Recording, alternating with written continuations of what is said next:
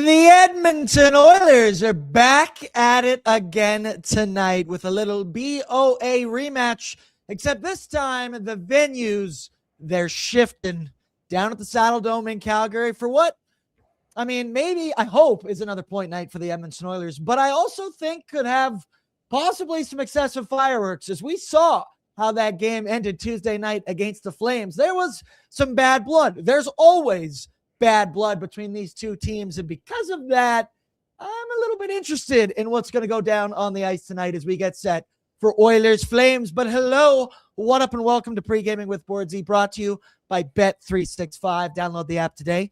19 plus. Please play responsibly, because you know it, whatever the moment, it's never ordinary at Bet365. Brett, keep that up for a second. I just realized my light isn't directly pointed at me. Give me one moment. Ooh.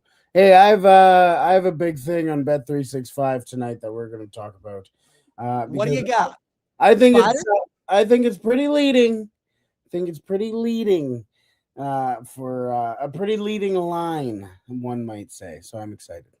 Let's go. Bordzy's bankroll. We went 3 for 3 in the first period on Tuesday's hockey game, which, if you've been following this show this season, haven't really gone 3 for 3 much at all this year, let alone in the opening 20 minutes. So here we go. We turn the page. But hello, what up, everybody? Merry Christmas. Hope you had a very happy holidays celebrating with friends and family. Tomorrow, everybody, that's Brett's birthday. So everybody needs to be aware, and they need to give Brett all the love tomorrow, shining down. I'm going to give Brett all the love by smacking him in the fantasy football finals, but I'll leave that for Monday's show when it comes down to the wire for that one. But quick 30-minute holiday edition of Pregaming today. Brett, we really get the wrong end of the deal here as we have to work during the holiday break. But once again, when you get Oilers Flames, I mean, and this job in general that we have is, hey, I ain't complaining. It's going to be a big one. It's going to be a good one. But Bert, how was your Christmas? What'd you get? What'd you celebrate? What'd you do? Did you get wasted? You watch Stranger Things? Because I did, and it sucked, but I digress.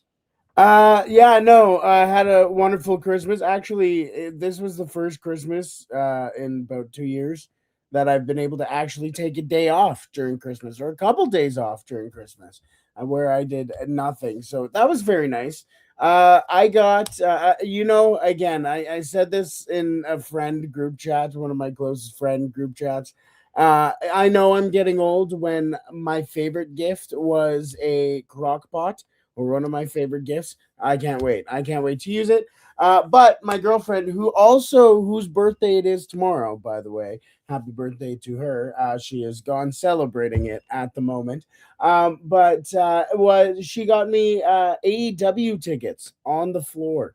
So I'm going to have to miss the April 18th show for that, just to let you know. But yeah, no way.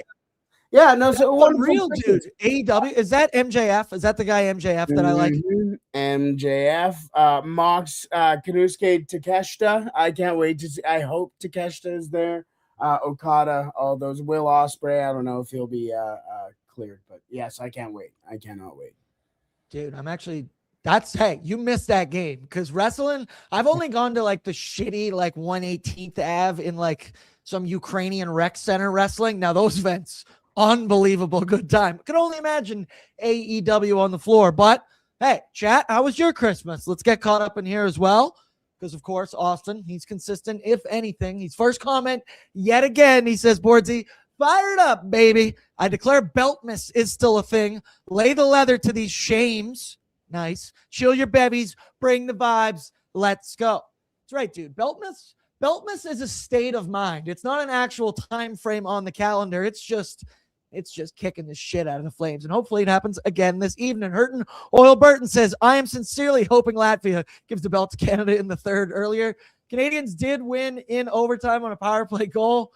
Way too close for comfort against Latvia. And we know the history of the Canadian junior team recently. They look to play with their food, but hey, at the end of the day, they got the W, so I'm not gonna entirely shit on these kids. I have to remind myself always, Brett, I go, they're just kids. Yeah, but I mean, we did that last year to Latvia too. We did lose to Latvia last year, so there's that. But also, it took me a whole of 2 minutes and 30 seconds into the first period of the Canadian game before I made my first Easton Cowan joke. So I'm no better. And it was one of my first, or not one of my first, one of my most viral tweets that I've had ever was an Easton Cowan tweet. So it kind of holds true in the heart. Hey, there's one thing we do. We love hating on Leafs players in any Yes. way, shape, or form. Cody's in. Oh, fun it is to ride on the back of a Connor McDavid sleigh. 31 points in his last 11 games. Is that good? I'm not sure. Then we got Dre. He's in. Beltmas continues because we didn't hear no bell. Let's fucking go. Cup, yep. Yep. Cheryl's in, our queen. Pretty sure Santa gift wrap us another Oilers win against the Flames. And then we got them all. KQ's in. He says, go Flames, go. I appreciate that you're subscribed to the ON YouTube. Throw down your courtesy like as well. Davin, I expect some fighting tonight. Northside Norm. Mary Beltmas, fam. And then he also threw in a super chat. Reminder, super chats all in support of the Ben Stelter Foundation, where, hey, out in Ardrossan right now, they got the Ben's Cup going down. Actually, my roommate, my buddy, his nephew is playing in the tournament. He's in tier 2, which is the Oilersnation tier that we got filled in with earlier today. So go on down to Ardrossan. That's my neck of the woods. That used to be my gym when I was in proper good shape, but I haven't been there in a minute. I'll tell you that. But should be a good one. Shout out to Ben Stelter Foundation. But Northside Norm, he said stick taps for Sir Holden and his gal for their B-days. A lot of people in the chat, Brett, immediately telling you, hey, happy birthday. They love you. They appreciate you. And then Nation Idiots in. He said, Bordzy, I loved you in that suit jacket for ON Family Feud. Ryder with a Leafs-worthy collapse at the end was hilarious. So, yeah, I don't know if the chat has seen it yet. If you haven't, I don't want to spoil it for you right now. But as you just saw there in that message, there was a collapse for the ages. And I will say it is an entertaining finish that you couldn't even script. I knew the point system. I knew fast money. So when I'm up there with Ryder, I knew that he was going to be short. And I was like, oh my God. He found a way. He found a way to kind of mess that one up. But I hope, chat, let me know. Did you guys enjoy the Family Feud episode? I read some of the comments. It seemed vaguely positive. Thank you for the shout out on the suit. I bought that for $7 from Value Village the night before. Also, looked like I might have been inducted to the Pro Football Hall of Fame. Steve Harvey, Hall of Fame athlete. Who knows what Bordzy is, but yeah, chat, we hope you liked it. We might be doing more of these. It's my other dream to be a game show host. So if I can't, in fact, actually do it, I'm just going to start ripping off these other game shows and start doing it myself. But Brett, I think it was received pretty positively well, I think. I am so happy we can finally talk about this because I was scorekeeping, which I want to give Eli a lot of credit in the editing. He made it look so smooth because there was. It wasn't. I was sweating a lot. I think I had the stinky stress sweats that day. I think I went home and immediately showered because of how stressed I was to make sure this all went right. And in behind. And if you haven't watched it, you haven't watched whatever. But I'm going to kind of spoil it with Ryder's blowing of it. But once Lisa answers the final question, but we kind of confirm, we're like, are we going to count it? Are we going to count it? Because if we count it, they hit 200. They just win. But you also watch it. There was a more than 20 seconds. So there was definitely no giving it to her. And once Ryder kept giving his answers, and I'm going through what the answers are live so I can like track down, I'm like, oh my God, this is going to be close. I don't think he has it. And me and Pat are in the control room next, and we're like, I don't think he has it. Jay, Liam, you start coming around. You're like, I don't think he has it. We finally do the final ad, 198 or whatever it happens to be. Unbelievable drama in the studio. It was fantastic. And yes, we're going to have to figure out a way to do it again. We have done it now, so we know what to do. But fuck, was that a big production. So, no, it was a great time. I'm happy it is being received well so far. And, I mean, it couldn't happen to have a better ending for it. Yeah, it was unbelievable. Big shout out to the whole ON team because that, as you just said, it was a big production. We completely rearranged our entire office to do it. Everybody chipped in, and then the MVP of it all is Eli because he had to edit this entire thing together. And as Brett said, looked smooth in the edit. It was good enough when we did it live, but he definitely covers up some live math that we had to do. And Oilers Nation, we're not here for math, but I appreciate all of you that gave out some good words here. There's a lot saying, yep, they watched it. Hilarious. Couldn't have scripted the ending any better. Someone said they're sad. Nobody mentioned Ryan Smith. Somebody also said that Jay was dragging down Team Oilers Nation every day with bad answers. He writes our checks, so I'm not going to agree with that statement. But enough about that. We got a couple minutes here to break down this hockey game once again, just a 30-minute edition. So the Oilers, the last game Tuesday against the Flames, that was the most belt-to-ass performance of all belt-to-ass performances. Finished 5-1. Could have been 9-1 if it wasn't for Dustin Wolf in that hockey game. He made a number of big saves. Leon Draisaitl could have had 6 goals in that hockey game, it felt like. But Flames had no answer for the Edmonton Oilers' top dogs or the number 1 power play. So Calgary actually came into the game with a top 10 penalty kill.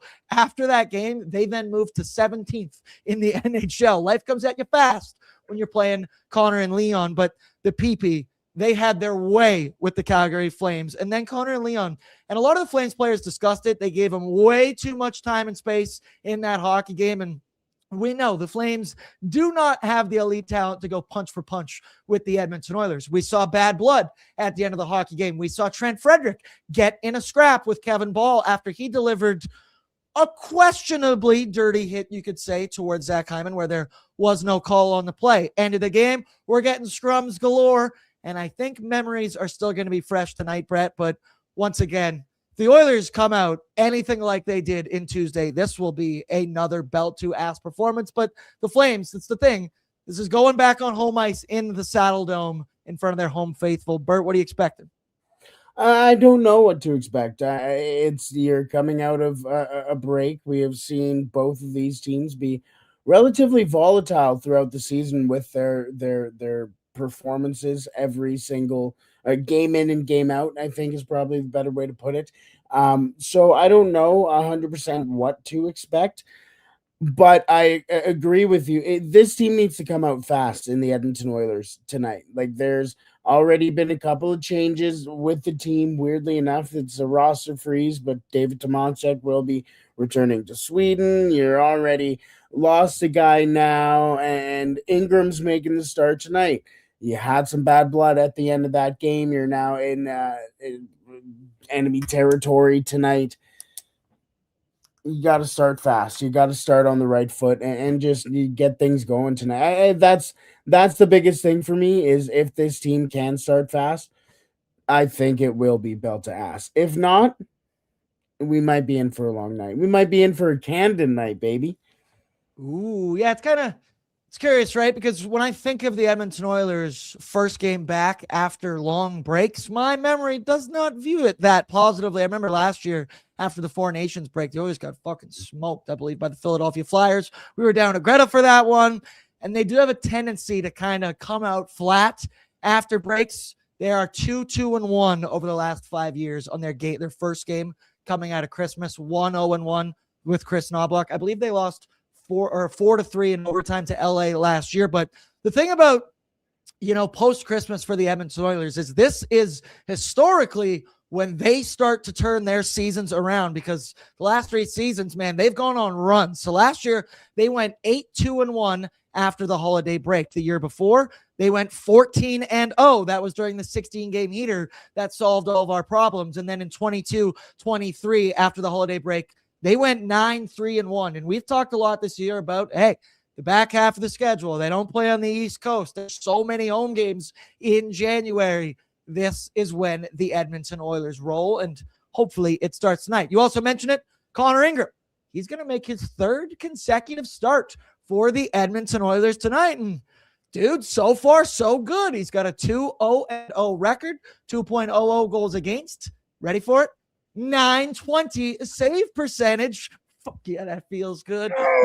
He's got 46 of 50 shots that he's seen in his 2 games, but he's looked calm, composed, and quite good thus far, man. He tracks pucks well, and I kind of said it the last post game. It feels like with picks, or not with picks, with Ingram, it's because I think of picks that there's no erratic movements. There's no wasted motion. He's a very methodical. See, once again, it's only 2 games in, one of them against the Calgary Flames, where the Oilers defended well. He only saw 19 shots against the Flames, so I'm sure they're going to look to throw more rubber on net. But I like this move from Chris Knobloch because we know Tristan Jarry is going to be out for multiple weeks, and this is an opportunity to find out what you have in one Connor Ingram. This is why you acquired him at the beginning of the season. And hey, we all love picks. We all believe in picks, but I do think he is more suited as a 1B. And then this is a little audition here between picks and Connor Ingram. Wow, I'm stumbling over him. It's been a couple days. I was boozing over the break, but this is a good stretch here for Connor Ingram could he become the backup when Tristan Jarry returns? Who knows? Keeps playing like this, he might be getting a starter's workload. But Brett, 3 starts in a row for Connor Ingram.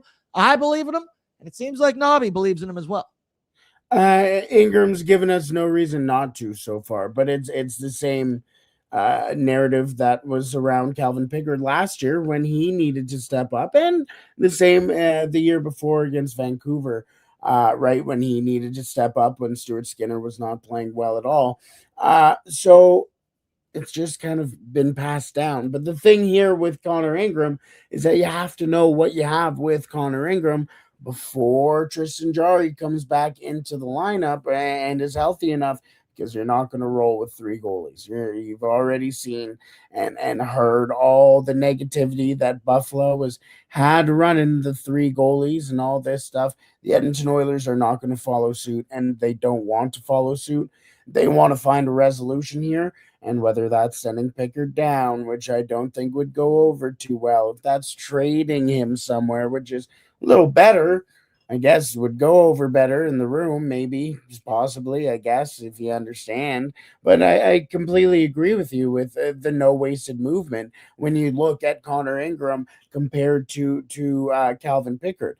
The comparison to a beer league goaltender for Calvin Pickard is the most accurate depiction I have ever heard of any player that I've ever heard ever somebody try to describe. It's nuts. It's absolutely nuts, because it's absolutely it. He looks like he's, a little too small. He just kind of made it there.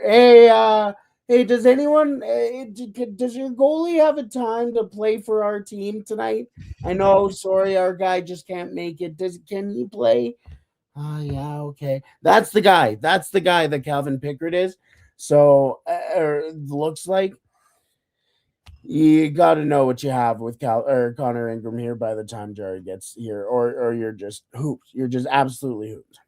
And we all know Connor Ingram, man, he has had consistent success in the NHL before. He looks like an NHL veteran goalie, and the Oilers, as we know, could use some stability in that position. Let's go now quickly. Need to know info brought to you by Wilhauk Beef Jerky. The Packers are absolutely driving the field right now, Brett. Christian Watson's going off, and I have him on my bench. Feel like a moron, but you wouldn't feel moronic if you shopped at WilhaukBeefJerky.com. For more info, head on over there to get yo jerky on. Bert, just throw it up here. The lineup that we expect to see this evening from the Edmonton Oilers, because it is the top line of Nuge, McDavid, Hyman, Bordzy with Dry and Jack Roslovic, Mangiapane with Rico and the boy Matt Savoy, Max Jones, Trent Frederick, Matthias Janmark, Curtis Lazar is the 13th, and then your D pairings, Ekholm Bush, Nurse with Reggie, Stastny with Ty Emberson. Now, there's no exact lineup changes in this lineup, but as you mentioned, Brett, there was a transaction over the holiday break as Edmonton announced David Tomasek, Tommy Smokes, will be placed on waivers for the purpose of contract termination. So it won't actually be official until tomorrow morning, but the Tommy Smokes era in Edmonton is over. He will likely go back to the SHL, where he found plenty of success last season. There you get a look at some of his numbers with the Oilers. And hey, I think back on this was a good try from the Edmonton Oilers. He joins now a long list of overseas free agents that haven't totally worked out for this organization. Gaetan Haas, Joakim Nygard. I'm going to say Mikko Koskinen did work out, but then he actually ended up going back. So you get what I'm saying there. But The Oilers needed scoring in their bottom six. They needed a little bit of that. I think this was a fair move to make in the hope. Yeah, man, it was justified. Remember the beginning of this season, he was staying on the top power play. He was getting some shifts with Connor and Leon, but that feels like a long distant memory because he's been struggling to stay in the lineup. There you see it, 10:46 time on ice per game. And there you look at his numbers in the SHL last year. I'd probably have more fun dominating that league than sitting up in the press box in Edmonton. However, I am sure he enjoyed those NHL paychecks before he goes back over there. Bert, the Tommy Smokes era, it didn't work out, but we did get one sick nickname out of it. That's pretty much all we got out of it, but what'd you think about the news? Yeah, a sick nickname that nobody caught on to. Oh, I'm mad about it. I am convinced that if other people would have bought into the nickname and it became more prominent, he would have been in this lineup, second line left winger. Who gives a shit? Play him, give him a con smite. No. I was interested to see what Tomaszek was able to bring to this team. I wish it worked out a little bit better. I liked him. Hey, good looking check-in, dude. Yeah, great looking check, great lettuce. He looks like a guy who would run the Swedish Hockey League. I'm gonna. I mean, this is kind of just basically a eulogy for David Tomaszek, just going. The guy at 29 years old came to the NHL after a long time playing in Europe. Will he? Won't he? Will he? Won't he? He finally gets a shot with the two-time defending Western Conference champions. Can he help that team? The guy who led Swedish hockey in points, can he be the one who pushes that bottom six to beat the Florida Panthers? And he's gone on Christmas back to Sweden. Hey, he said that he'll always have a job or a home in Sweden to play in. I'm happy for him to come to the NHL and get a goal. And hey, if the Oilers win a Stanley Cup, he might even get a ring too. Not a bad little NHL career, if you ask me. Not a bad little hockey career, if you ask me. So.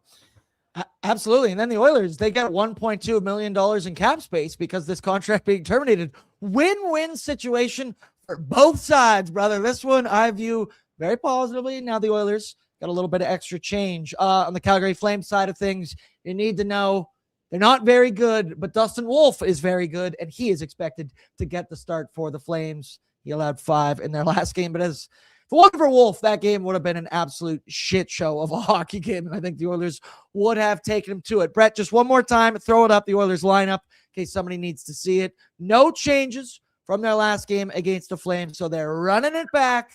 And you know what I did like in their last game? I enjoyed Trent Frederick. He made some plays. He had a shot early on in that game, and then obviously he got in a fight. That's a building block, and here we go in another rivalry game. Shout out the NHL for all the rivalry games they got going tonight. Toronto, Ottawa, Oilers, Flames, Ducks, Kings. Like, there's some good ones out there, and I think there could be some bad blood. I could see Trent Frederick getting involved in that. But hey, beggars can't be choosers. Let's just put one foot in front of the other. 2 games in a row here for Freddie. Let's make him positive. Also, shout out Oodle Noodle. Download the app today on the Google Play Store or the App Store. They do unbelievable things, and I've yet to get Oodle Noodle over this break, so that might be my Sunday football snack tomorrow. Quickly, goaltending matchup brought to you by Dog Patch. We're going to be back there in January. Brett, feels weird not having a delicious bomb burger in front of me with fries and that, what's that dip? What's that dip you're always getting for me? Oh, herb aioli. That shit is so good. Shout out Dog Patch. Brett, you said for your birthday tomorrow, are you doing brunch at Dog Patch? I'm going there tomorrow for a little brunch. Even when it's my birthday, I still got to go to the office. You can't keep him out of there. That's how much he loves Dog Patch. There's the ad read for you. Okay, pull it up, tail the tape between the two goaltenders quickly. Ingram versus Dustin Wolf. I love looking at those numbers for Connor Ingram. 920, 2 even goals against average, and then Dustin Wolf. Yes, he's having a down year statistically if you're comparing it to last season, but we saw it firsthand on Tuesday night. This is a good young goaltender who's going to be a good goaltender for a very long time in the Pacific Division. but he's going to have to continue to keep dealing with Connor and Leon Draisaitl. So Leon found a way to beat him 3 times in that hockey game. I was talking with my buddies today going, another point night, another hat trick for the Oilers. Who gets it?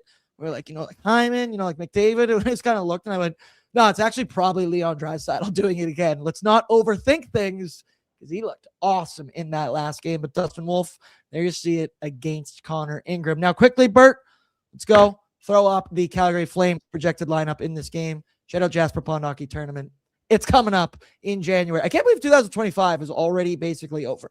It's just time flies when you're having fun, baby, and you'll be having fun down at the Jasper Pond Hockey Tournament, the 23rd to the 25th. Now, throw up this incredibly mediocre lineup for the Calgary Flames.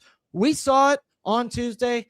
I don't know if I could have singled out a single player for the Calgary Flames that was good or noticeable in that hockey game. I might be eating these words a little bit later on, but they looked lethargic on Tuesday. Top line, Joel Farabee with Kadri and Yegor Sharangovich. Huberdeau, Frost, and Matt Coronado. Zari with Backlund and Coleman. Ryan Lomberg, look out for him on home ice. We know him. He's a shit disturber. He's a guy you hate playing against, a guy you'd love have on your team. John Betcher, fourth line center, and Adam Klapka. Your D pairings, Kevin Ball with Rasmus Anderson. God, do I hate both of these dudes now. Yan Kuznetsov with Mackenzie Weegar. Remember, he got kicked out of Tuesday's game for tapping the glass one too many times and talking shit to the referees. And then your third pairing, Joel Hanley with Hunter Brustevich. Brett, shot out of a cannon. Who's your most hated Calgary Flame? Of all time or right now? This on the screen right here. Let's go with that. Jonathan Huberdeau, because he fucking sucks. He sucks. He's really bad. There was a recent game. I forget who it was. Came in, turnover, great opportunity right at the face-off dot. The most lethargic is the best word I could use that you used as well. Awful shot. But I do want to shout out though Hunter Brustevich. Loved him in his draft year. One of the players that I watched. He played great against Connor McDavid before the Christmas break. He is a guy to watch tonight. Brett, Sarah's in the chat and she said, I just want to touch that guy's hair. LOL. Now, Sarah, let me tell you, it's even better than you would think it is because I have the same intrusive thought from time to time, and Brett's just sitting next to me and I'll just grab a handful, just one of those, and just kind of like, it's nice. It's exactly what you think it would be. Shout out Brett's lady. She's a lucky lady. She gets to run her fingers through that every night. Let's go now. Bordzy's Bankroll brought to you by Bet365 19+. Please play responsibly. Only bet what you are willing to lose and be smart about it, people. I was smart on Tuesday. We went 3 for 3. And let's run it back. Some of these bets are even similar. So we're going. The first 2 are the same from Tuesday. Connor McDavid to get 3+ shots on goal, because if you know Connor, it's his world. We're just living in it right now. He obviously has 31 points in his last 11 hockey games, but he's hit this in 6 straight games in which he has 29 shots on goal over that 6-game stretch. So 3+ feels like a reasonable one to ask for here, and that is at -190. Second option, the Nudes, 2+ shots on goal, -170. He's hit that in 5 straight hockey games with 14 shots over that stretch. If it ain't broke, don't fix it. Just keep betting on 97 and 93, and it's working out so far. And then finally, go back to the well, 97, 2+ points, -120, 31 in his last 11 hockey games. That doesn't even compute in my brain how you can do that. If I was playing Be a Pro on Shell, I'd hope that I'm putting up numbers like that. And Connor's doing it in reality. He's tearing it up. He now has a 6-point lead on, at least coming into this evening. He had a 6-point lead in the NHL scoring race, 67 points. McKinnon has 61. Leon's third with 55, tied with Macklin Celebrini. Parlayed together, this is plus 290. Bert, do you like it or do you love it? I love it. I have all of these on mine. I'm one short on each of them, except for the McDavid points. I have 2+ points. I have a 10-legger today. So, oh, brother, I am feeling this one. Connor, 2+ points. Leon, 2+ points. Boosh, 1+ point. Hymo, 2+ points. Jack Roslovic, 2+ points. McDavid, 2+ shots on goal. Ryan Nugent-Hopkins, a 1+ shot on goal. 1+ block shot for Matthias Ekholm and Darnell Nurse and Ty Emberson. And I'm just realizing now why Jack Roslovic was at plus 2,300. It wasn't for 2+ shots, it was for 2+ points. So I was feeling a little better before I just read that through. But hey, point night, baby. Point night. Absolutely. Hey, I mean, I feel like a lot of Oilers fans made some money on Tuesday night. I remember the Oilers Nation Everyday boys, all three of them hit their game day bets. Jay hit a plus 1,100 bet, and he's still in third place in the game day betting challenge. So it tells you about the depths that he hit. Brett, final score predictions, anytime goal scores, chat, play along as well. And actually, we did get another super chat in here from Bob Stauffer. $13.99 to the Ben Stelter Foundation says, Anderson said it himself. It's not a rivalry if we always lose. But this won't be a blowout tonight. We got to play at our game, but protect the core, as corny as that sounds. Let's go Ings. You know what I add to that? Cup year. Brett, score prediction, anytime goal score. 6-2 Oil. And I want to go someone unconventional to score tonight. I'm going to go with, I don't know who to go with. Matt Savoy. That's not unconventional, but that's the first name that came to my head. So Matt Savoy. Trust your gut. Trust your gut. You know what? 10-1. I'm kidding. I'm going to say 5-2 for the Edmonton Oilers. It's a dominant victory. Ingram will allow 2. And hey, hopefully we're talking positively. 30-minute quick edition of Pregaming, but don't worry. We got Oilers Nation After Dark coming your way at the conclusion of the hockey game. Saturday night, a late one on hockey night in Canada, should be a good one. Brett, I love you. I appreciate you, except when it comes in between the lines of fantasy football. Who got injured and is getting carted off right now? I'm a little nervous. I wasn't paying attention. I love you. I love the chat. Throw down your likes on the way out. Make sure you are subscribed. If you haven't watched Family Feud yet, there's some good intermission entertainment. I highly recommend it. Also, we did the Oilers Nation Everyday Christmas special, in which me and Tyler bought the exact same gift for each other. Shout out that. But I love you, chat. Good luck on the Bet365 Battlegrounds. I like DC. Oilers just said 8-0 Oil. Yeah, I like that. 8-1 Oilers. That's what we're talking about. Point night, baby. All right, we'll talk in a couple hours, hopefully breaking down an Oilers W. Good luck out there, everybody.